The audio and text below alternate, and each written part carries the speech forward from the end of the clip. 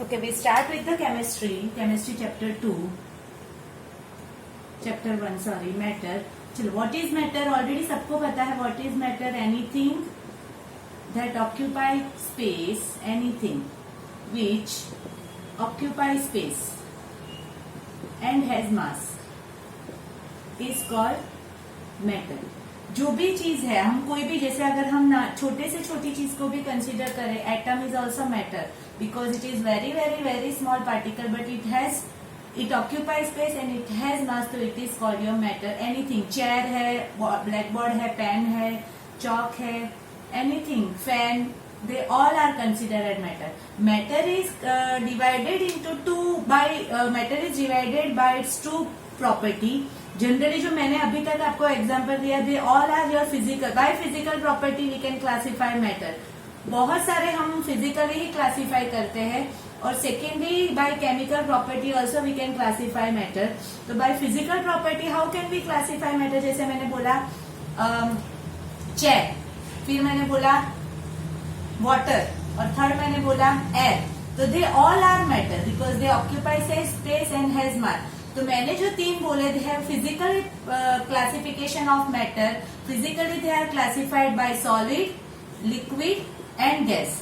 तीन तरीके से I can classify physical matter by physically, solid, liquid and gas. Chemically कोई मुझे बोल सकता है, मैं लिखने से पहले अगर बोलो तो इट्स वेरी गुड. अगर आपको आता हो तो मेरे लिखने से पहले आप बताओ तो it is very very good. Chemically how can we classify matter? तो we have chemical property of matter. जैसे अगर हमने बोला कि एल्यूमिनियम, तो एल्यूमिनियम क्या है? आपका मेटल है, राइट. बट अगर मैंने बोला ऑक्सीजन, तो it is a gas, it is a non metal, right. Gas भी हो सकता है और it is chemically it is non metal also. And something are, मतलब मेटल, नॉन मेटल जो है इसको हम बोलते हैं एलिमेंट्स. तो हम एक क्लासिफिकेशन क्या करेंगे? Chemically element. फिर हम बोलते हैं वाटर. वाटर लिक्विड फॉर्म में होता है तो physically it is in by liquid form but chemically it is your compound. क्या बोलते हैं हम वाटर को? कंपाउंड. और जो थर्ड है वो आपका है मिक्सचर. तो जो आपका क्लासिफिकेशन है वो आपका है मिक्सचर. जो आपका तीन क्लासिफिकेशन है by chemically also, element, compound, mixture, ये जो पार्ट है वो हम सेकेंड चैप्टर में पढ़ेंगे. और ये फिजिकल प्रॉपर्टी ऑफ मैटर जो है सॉलिड, लिक्विड और गैस, हम ये चैप्टर में पढ़ेंगे. ठीक है. तो हमने दो बेसिक क्लासिफिकेशन कर दिया, what is matter and physical property and chemical property. अभी हम साथ में ले लेते हैं द प्रॉपर्टीज ऑफ मैटर. जो मैटर है, मैटर मैंने जैसे बोला the property, the characteristics of matter. Characteristics of matter में द फर्स्ट वन, जो मैटर होती है, matter is made up of very small particles called atom. वो पीछे आएगा, अगर आप ना भी याद रखो तो it is made up of very very small particle, very very small particles. तो अगर how can we find that the matter have small particles और they have second, they have space between them, they have, लिखे हैं आपको please learn करने हैं, space between them. तो ये दोनों प्रॉपर्टी, या तो they can move easily in all direction, they are very very small to be not seen to be naked eye, constantly moving, ये सभी कॉन्स्टेंटली मूविंग भी आपका एक ही एक्टिविटी में आ जाएगा. तो वो जो एक्टिविटी है इसको डिफ्यूजन में भी कंसीडर कर सकते हैं. एक ही एक्टिविटी, सपोज मैं आपको समझाऊं, एक बीकर है, उसमें मैंने 50 ml तक का वाटर लिया है, राइट. अभी हमने वही बीकर 50 ml वाले बीकर में क्या डाला? मैंने साथ में सॉल्ट डाला, राइट. तो यहाँ पे इसका वॉल्यूम, सॉरी, हाँ, मतलब वॉल्यूम इंक्रीज होगा. 50 ml का 52, 55 ml होगा? नहीं होगा. वाई? बिकॉज जो आपका जो वाटर है, दे हैव स्पेस बिटवीन देम. और वो जो स्पेस थी यहाँ पे, यहाँ पे, यहाँ पे, यहाँ पे, वो जब जगह पे क्या आपका फील हो जाएगा? सॉल्ट. जो दूसरा सॉलिड है आपका, सॉलिड स्टेट ऑफ मैटर है, दूसरी मैटर है, वो स्पेस के अंदर फील हो जाएगी. उसका मतलब जो मैटर है, कौन सी पहले थी? Water. They have very space between them, they are made up of very small particle because small particle से, दैट्स वाई वो जो आपका लेवल ऑफ वाटर है वो राइज नहीं हुआ, उसकी स्पेस के अंदर बैठ गया. मतलब स्पेस बिटवीन देम ये सेटिस्फाई हो गया. कॉन्स्टेंटली मूविंग, अगर आप इससे ना समझा सको तो दूसरी एक्टिविटी, सपोज आपने लिया है, बुक में पोटेशियम परमैंगनेट लिया है, आप इंक भी ले सकते हो।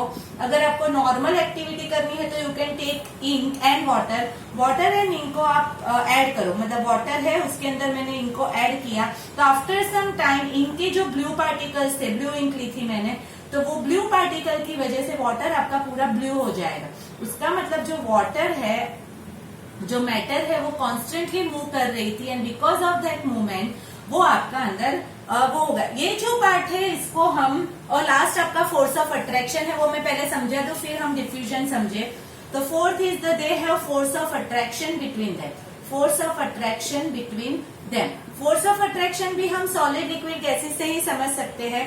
दे हैव अलग अलग force of attraction between them because solid जो होता है they have no space between them, the force of attraction is strongest। मैंने आपको नोट्स में लिखा था सबसे ज्यादा फोर्स ऑफ अट्रैक्शन सॉलिड में होता है। जैसे मैंने एक मेटल ब्लॉक लिया और मेटल ब्लॉक को हमने हाथ से तोड़ना चाहा, तो we can not break that metal block because the particles of metal are bound very tightly and because of that they can not be broken by just with our hands। Okay, but अगर उसी के साथ मैंने chalk लिया, chalk is also consider as solid, but chalk के जो particles है वो मेटल के पार्टिकल से थोड़े अलग अलग, मतलब थोड़े थोड़े स्प्रेड होके होते हैं, तो chalk we can break easily, right. Third, अगर मैंने आपका एक लिया रबर बैंड, रबर बैंड भी जो है it is also solid, but rubber band को ब्रेक करने में हमें चौक से भी कम टाइम लगेगा। तो हर एक मैटर जो होती है उसमें अलग अलग फोर्स ऑफ अट्रैक्शन होता है। सॉलिड में सबसे ज्यादा होता है, उसके बाद लिक्विड में होता है, सबसे कम गैस में। जो एक एग्जांपल अगर मैं आपको यहाँ पे समझाऊं तो we can freely move our hand in air, जैसे मैं कर रही हूँ अभी, बट अगर मैं इसके अंदर से, ये आपका सॉलिड है, जो आपका जो ब्लैक बोर्ड रखा है इट इज योर सॉलिड, अगर मैं उसके अंदर से हाथ पास करना चाहूँ तो we can do that? No, we can not do, because ये जो आपका ब्लैक बोर्ड है it is your solid, we can not move our hand through solid, but we can move easily our hand through air. मतलब force of attraction is very less in air then solid, clear. तो वो जो आपका है वो आपका fourth property होगा। The please, जब भी हम रिवाइज करेंगे ये चैप्टर का, रिवीजन करेंगे, ओरल टेस्ट लेंगे, तब मुझे properties of matter, characteristics of matter completely learn चाहिए। तो this is your characteristics of matter. यहाँ से आपकी एक डेफिनेशन आ जाएगी डिफ्यूजन की, जो मैंने ऑलरेडी समझाया कि इंक और वाटर डायरेक्टली मिक्स होते हैं। सपोज मैंने इंक की जगह पे बुक में पोटेशियम परमैंगनेट दिया है, you can use that because solid मुझे चाहिए। मैंने एग्जांपल में भी डिफ्यूजन में सॉलिड इन लिक्विड दिया है। तो what is diffusion? The intermixing of particles of two different types of matter, intermixing of particles of two different types of matter।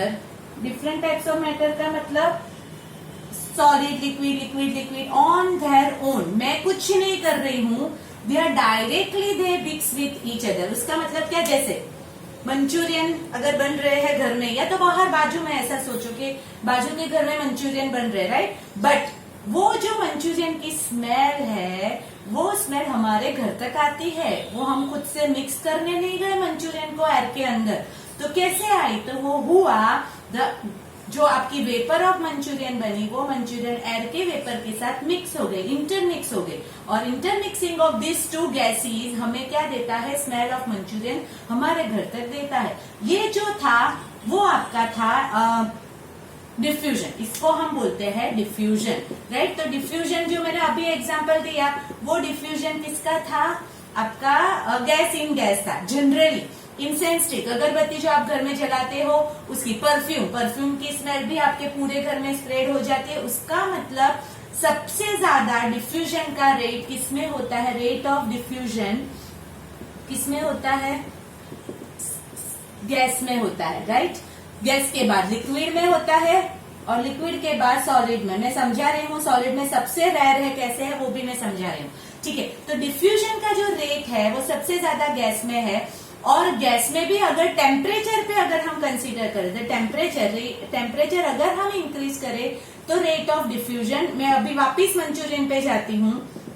Suppose Manchurian को जस्ट बना के रखा, ठीक है, और वो बना के रखते ना तो भी हमें थोड़ी थोड़ी स्मेल तो आती है कि हाँ यार कहीं पे मंचूरियन बन रहे हैं, राइट। तो it is also the diffusion, but जब वो बन रहा था उसको कोई टेम्परेचर नहीं दिया था, इट इज ओनली हमने उसको बना के रखे थे मंचूरियन के गोले को, तब भी हमें डिफ्यूजन तो दिखाई देगा। बट जैसे ही हमने मंचूरियन को तले, हमने उसको ऑयल में डाला, उसको फ्राई किए, जब फ्राई करते हैं तो उसका टेम्परेचर बढ़ा, टेम्परेचर बढ़ने से जो है उसकी स्मेल भी क्या होगी, बढ़ जाएगी। उसका मतलब as the temperature increases diffusion increases. Gas में भी है, लिक्विड में भी। अभी समझा देती हूँ, this is your gas example. अभी मैं लिक्विड का एग्जाम्पल लेके समझाती हूँ तो इजीली वो भी समझ में आ जाएगा। सपोज मैंने पानी लिया, जैसे मैं वाटर में इंक डालू या पोटेशियम परमैंगनेट, पोटेशियम परमैंगनेट हमें पिंक कलर देगा, इंक हमें ब्लू कलर देगा अगर ब्लू कलर की इंक है तो। सपोज ये मैंने नॉर्मल वाटर लिया है और दूसरा मैंने हॉट वाटर लिया है, तो आप बता सकोगे कि आराम से बता सकोगे कि किसमें आपका इंक जल्दी स्प्रेड होगा। तो यस, हॉट वाटर में आपका जल्दी स्प्रेड होगा। वाई? बिकॉज टेम्परेचर ज्यादा, डिफ्यूजन का रेट ज्यादा, जल्दी जल्दी जल्दी जल्दी जल्दी वो डिफ्यूज होता जाएगा। ये आपका लिक्विड का, सॉलिड इन लिक्विड है। It is actually liquid in liquid में आप इंक लिख सकते हो, बट इतना डिटेल में नहीं आपको समझना है। जस्ट आपको एक सॉलिड, एक गैस और एक लिक्विड का एग्जांपल पता होना चाहिए। गैस में मंचूरियन, इंसेंस स्टिक, परफ्यूम आप कुछ भी ले लो। लिक्विड में मैंने ये वाला इंक, या तो पोटेशियम परमैंगनेट ले लो, सॉलिड इन लिक्विड होगा, या तो अगर हमने इंक ली तो लिक्विड इन लिक्विड होगा। द सॉलिड इन सॉलिड का जो एग्जाम्पल है डिफ्यूजन का, इट इज वेरी रेयर। ठीक है, बहुत ज्यादा, बहुत कम अमाउंट में आपका डिफ्यूजन होता है सॉलिड में। It is very rare, but it is possible. बहुत सारे टीचर्स स्कूल के भी ना बोलेंगे it is not possible to diffuse any solid in any solid. But अगर हमने दो मेटल को मोल्टन स्टेट में लिया और जस्ट उसको मैंने इंटरमिक्स किया, तो बहुत टाइम के बाद एक मेटल दूसरे मेटल में मिक्स हो जाएगी। इट इज वेरी वेरी क्या बोलते हैं, स्लो प्रोसेस। स्लो प्रोसेस मतलब उसको बहुत ज्यादा टाइम लगता है होने में, but it is possible to solid in solid. दूसरा एक एग्जाम्पल, सपोज ये ब्लैक बोर्ड है, या तो वो उस दिन वाला व्हाइट बोर्ड, पीछे वाला जो है वो व्हाइट बोर्ड है, सपोज सॉरी ये व्हाइट बोर्ड है, या तो वो दूसरा ब्लैक बोर्ड है। अगर हमने उसके ऊपर चौक से, जैसे मैंने नॉर्मल ब्लैक बोर्ड लिया और चौक से एक चीज लिख के रखी, पानी में भिगो के लिखेंगे तो ज्यादा डिफ्यूजन क्लियर होगा। मैंने क्या किया, उसको पानी में भिगो के यहाँ पे लिख दिया डेट, आज की डेट, जो डेट है वो 16/6, और एक महीने के बाद में उसको अगर रब करने जाऊं तो इट इज रेयरली रब बाय नॉर्मल। हम जैसे रब करते हैं ऐसे वो रब नहीं होगा। क्यों? बिकॉज जो आपके सॉलिड के चौक के पार्टिकल्स थे, वो जो ब्लैक बोर्ड था उसके अंदर क्या हो जाएंगे, थोड़े थोड़े थोड़े डिफ्यूज हो जाएंगे।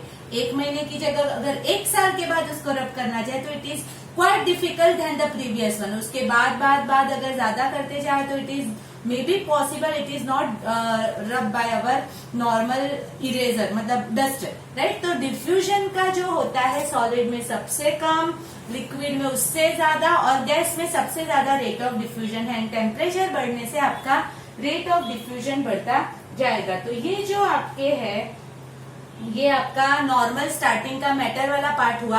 सेकेंड वीडियो में हम सॉलिड, लिक्विड और गैसेस की प्रॉपर्टी पढ़ते हैं। उसके लिए मुझे थोड़ी डेफिनेशंस भी समझानी है, तो उससे पहले हम लोग डेफिनेशन समझ लेंगे और उसके बाद हम सॉलिड, लिक्विड, गैस समझते हैं।